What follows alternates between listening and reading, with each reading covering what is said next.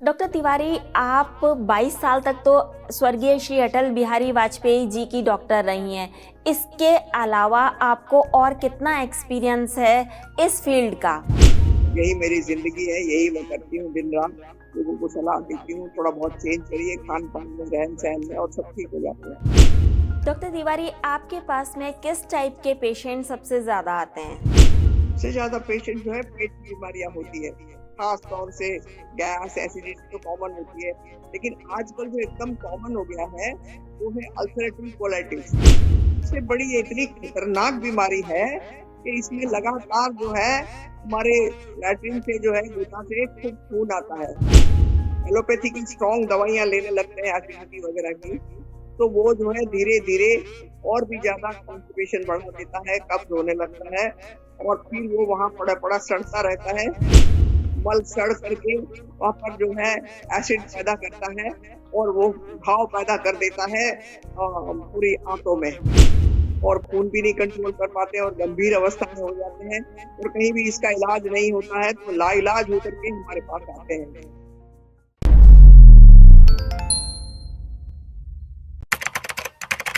नमस्कार, D5 channel Hindi देख रहे दर्शकों का मैं वंदना स्वागत करती हूँ। आज एक बार फिर हम जुड़े हैं 22 साल अटल बिहारी वाजपेयी की डॉक्टर रही हैं जिन शख्सियत से आज हम जुड़ने जा रहे हैं और उनका नाम है डॉक्टर सलीला तिवारी। डॉक्टर तिवारी, आपका बहुत बहुत स्वागत है हमारे इस प्रोग्राम में।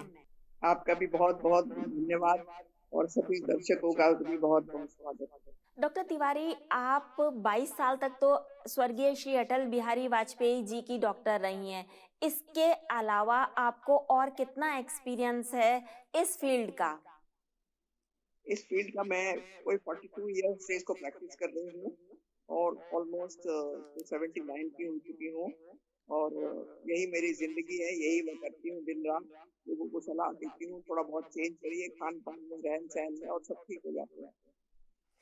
डॉक्टर तिवारी, आपके पास में किस टाइप के पेशेंट सबसे ज़्यादा आते हैं? सबसे ज़्यादा पेशेंट जो है पेट की बीमारियाँ होती है, ख़ास तौर से गैस, एसिडिटी तो कॉमन होती है, लेकिन आजकल जो एकदम कॉमन हो गया है, वो है अल्सरेटिव कोलाइटिस।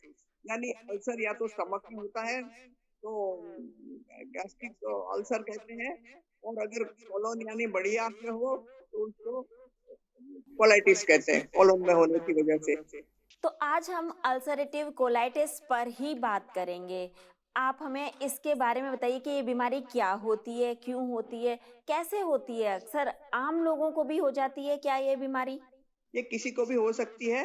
सबसे बड़ी ये इतनी खतरनाक बीमारी है कि इसमें लगातार जो है हमारे लैट्रिन से जो है गूदा से खूब खून आता है और बहुत जो है रुकता नहीं है, बड़ी दवाइयाँ स्टेरॉइड वगैरह लेने लगते हैं पेशेंट तो वो और भी असाध्य हो जाता है और पेशेंट जो है दस्त होने लगते हैं, दस्त भी कंट्रोल नहीं कर पाते हैं और खून भी नहीं कंट्रोल कर पाते हैं और गंभीर अवस्था में हो जाते हैं और कहीं भी इसका इलाज नहीं होता है तो लाइलाज होकर के हमारे पास आते हैं।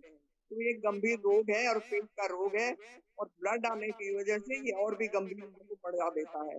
तो ये जो है बहुत गंभीर समस्या है पेट के रोग की और ये हमारे बहुत ज़्यादा मेरे पास आजकल पेशेंट है, महिलाएँ, गाँव के लोग, शहर के लोग, सब तरह के लोग इसमें जो है छूट नहीं पाते हैं। ये बीमारी होती क्यों है? इसके होने की वजह क्या होती है? सबसे बड़ा जो हमारी प्राकृतिक चिकित्सा कहती है कि हमारा खान-पान, रहन-सहन, एक्सरसाइज नहीं करना, पानी कम पीना और वजह और भी बहुत सारी जो है वजह होती है जिसकी वजह से हमारा पेट के रोग होने लगते हैं। सबसे बड़ा कब्ज़ का रोग हो जाता है और कब्ज़ होने की वजह से गैस एसिडिटी होती है और जो है पेट को साफ करने की जगह लोग जो है ज़्यादातर दवाइयाँ ले लेते हैं। कोई चूरन ले लेते हैं, कोई आयुर्वेदिक ले लेते हैं, कोई होम्योपैथी ले लेते हैं। लेकिन जब वो अ, एलोपैथी की स्ट्रॉन्ग दवाइयाँ लेने लगते हैं एसिडिटी वगैरह की, तो वो जो है धीरे-धीरे और भी ज़्यादा कॉन्स्टिपेशन बढ़ा देता है, कब्ज़ होने लगता है और फिर वो वहाँ पड़ा-पड़ा सड़ता रहता है और भी बड़ी ज़बरदस्त जो है वो स्ट्रॉन्ग दवाइयाँ लेते रहते हैं और फिर वो बाद में क्या होता है कि वहाँ पड़े-पड़े मल सड़ करके वहाँ पर जो है एसिड पैदा करता है और वो घाव पैदा कर देता है पूरी आंतों में। और गाँव में पैदा करने से हम लोग रोज तो खाना खाते हैं और इसके बाद मल का जो है वहाँ पर पास होता है तो रगड़ लगती रहती है और जिसकी वजह से वो घाव कभी सूख नहीं पाता है और वो गंभीर अवस्था में हो जाता है।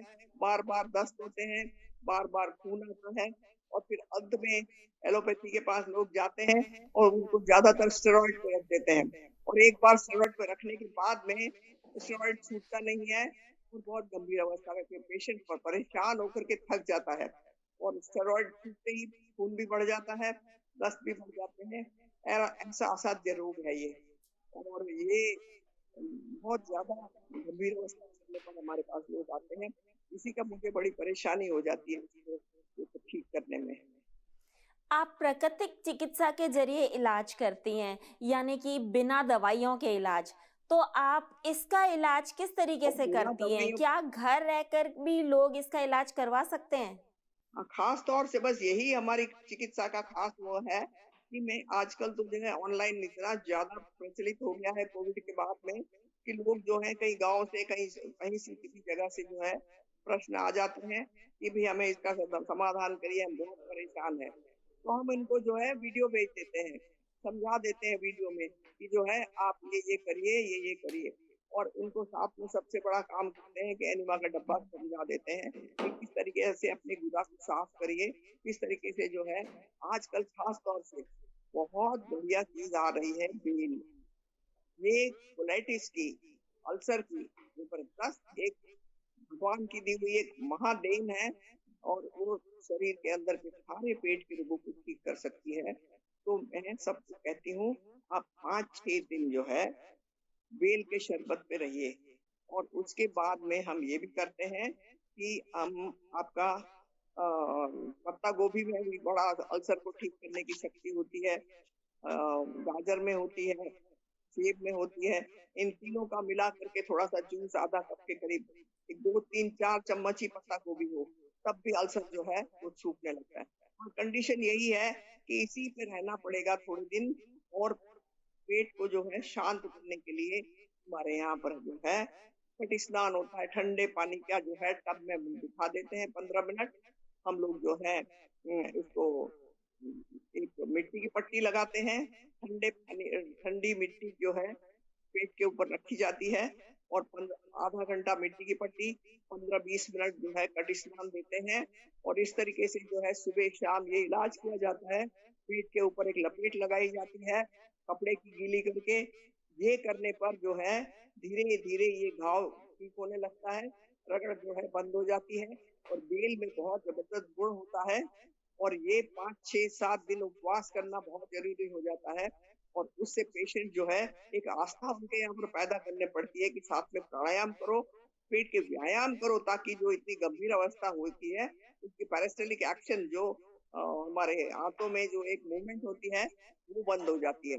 तो इसलिए बहुत ज़रूरी है कि पैरास्टाल्टिक एक्शन को ठीक करने के लिए प्राणायाम किया जाए, खास तौर से कपालभाति, अग्निसार ये प्राणायाम कराते हैं और उसके साथ-साथ जो है हम ये भी करते हैं कि उसको हम कपालभाति, प्राणायाम और अग्निसार के साथ-साथ सारे पेट के व्यायाम, उसकी हम लोग वीडियो भेज देते हैं कि आप ये व्यायाम रोज़ घर में करिए और सारी ये पेट को ठीक करने के लिए करिए ताकि मूवमेंट ठीक हो जाए और साथ में हम ये जो है सारा करने लगते हैं। तो धीरे-धीरे ये आपको 15-20 दिन के उपवास, 15-20 दिन का जो है सफाई और उसके बाद धीरे-धीरे हम उसको नॉर्मल डाइट पे ले आते हैं। फल वगैरह से सॉफ्ट फल जो है जैसे आजकल खरबूजा आ रहा है, तरबूज आ रहा है, इस तरीके के सॉफ्ट चीज़ें दीजिए देते हैं, तो धीरे-धीरे वो रुझान में आकर के फिर नॉर्मल हो जाता है और फिर धीरे-धीरे हम इसको जो है नॉर्मल खाने पे ले आते हैं। लेकिन डॉक्टर सबसे ज़्यादा मैंने तिवारी, देखा आप है हमें ये बताइए इसमें कि जब किसी को अल्सरेटिव कोलाइटिस हो जाए, तो उसकी दिनचर्या कैसी होनी चाहिए? क्या चीज़ उसे सुबह से लेकर के शाम तक में खानी-पीनी चाहिए और क्या चीज़ बिल्कुल नहीं खानी-पीनी चाहिए? बहुत अच्छा प्रश्न है आपका ये। देखिए, अगर पेशेंट ऑलरेडी ब्लीडिंग हो रही है और इसी तरीके से जो है परेशान हो गया है, दस्त हो रहे हैं, तो साथ में कभी-कभी बहुत दवाई लेने के बाद में उनको पेचिश की तरह आँव भी आने लगते हैं। तो ऐसी अवस्था में हम लोग उनको 6 से 7 दिन का जो है बेल के शरबत में पत्ता गोभी के और रस पे जो है इस तरीके से उपवास कराते हैं। और उपवास के साथ में सुबह शाम जो है एनिमा लेना, खास तौर से रात में सोते समय दही का पानी, उसको छान करके एक क्लियर पानी निकलता है, उसको हम दही के पानी का रिटेंशन यानी टॉनिक एनेमा जो है करीब आधा गिलास के करीब जो है हम लोग उनको लेके सो जाने को कहते हैं। उसमें लैक्टिक एसिड होता है जो कि हमारे अंदर के जो बैक्टीरिया दवा खा खा करके जो अच्छे बैक्टीरिया होते हैं जो हजम करते हैं खाने को, वो भी खत्म हो जाते हैं, मर जाते हैं। तो इसीलिए हम लोग उनको जो है इस तरीके का रिटेंशन एनिमा दे करके धीरे धीरे उनका बैक्टीरिया को जो है उसमें प्रोबायोटिक होता है, तो धीरे धीरे उसको पुनर्स्थापित करते हैं बैक्टीरिया को, तो वो काम करने लगता है। साथ में जो है कटी स्नान, मिट्टी की पट्टी और दवाइयों का डिस्टरबेंस बंद कर देते हैं सारी दवाइयाँ। कभी कभी जरूरत पड़े तो हम लोग होम्योपैथी लेने की सलाह दे देते हैं। और खास तौर से ब्लीडिंग को रोकने के लिए हम लोग जो है उसको व्हीट ग्रास जूस देते हैं। और ये जूस से भी उसका जो ब्लीडिंग जो है बंद हो जाती है। तो ये बड़ी गंभीर अवस्था होती है। शांति पूर्वक पेशेंट को साथ साथ में प्राणायाम, सैर करना, अपनी इम्यूनिटी को स्ट्रॉन्ग करना, क्योंकि हमारा साइंस कहता है कि दवाइयां रोगों से नहीं लड़ती है, हमारी इम्यूनिटी यानी रोग प्रतिरोधक शक्ति जो है ये रोगों को ठीक करती है। तो हम लोग इनकी रोग प्रतिरोधक शक्ति जो है धीरे धीरे पुनर्स्थापित करते हैं। और साथ में जो है 6, 7, 8 दिन के बाद में वो गुदाम से घाव हील हो जाता है। जब पूरा हील हो जाता है तब हम जो है उनको धीरे धीरे धीरे कहते हैं कि आप फलों पे धीरे धीरे धीरे, लेकिन साथ में प्राणायाम, योग, सैर, एनिमा वगैरह सारा आसन वगैरह सभी चालू रखते हैं। और फिर हम उनको कहते हैं ये जीवन भर आपने उसको अपनाना है। और जीवन भर सप्ताह में 1 दिन उपवास करिए और शरीर की देखभाल करना उनको सिखा देते हैं, ट्रेनिंग दे देते हैं पेशेंट को, ताकि वो धीरे धीरे धीरे अपना खुद ही डॉक्टर बन जाए, खुद ही अपनी देखभाल करने लायक हो जाए। तो इस तरीके से प्राकृतिक चिकित्सा योग के दोनों को मिला करके का बड़ा अच्छा इलाज होता है। और प्राकृतिक चिकित्सा में ही इसका इलाज। डॉक्टर तिवारी, क्या घर पर इसका इलाज संभव है पूरी तरह से? बिल्कुल संभव है, अगर पेशेंट जो है 100% जैसा हम लोग कहें उसको फॉलो करें, योग करें, प्राणायाम करें, मिट्टी की पट्टी घर में बंदोबस्त करके ले लिया करें, कटी स्नान ठंडे पानी का सुबह शाम ले लिया करें, पेट की लपेट लगाएं और साथ में है आसन, प्राणायाम, सैर, ये साथ में जोड़ना पड़ेगा। हो सकता है मेंटली डिस्टर्ब हो तो हम लोग थोड़ा सा उनको मेडिटेशन और ध्यान कर भी प्रैक्टिस कराते हैं। ये सब हम ऑनलाइन उनको जो है वीडियो भेज करके हम उनको सिखा देते हैं। तो ये बिल्कुल संभव है और केवल प्राकृतिक चिकित्सा नहीं, ऐसा उत्तम इलाज संभव है।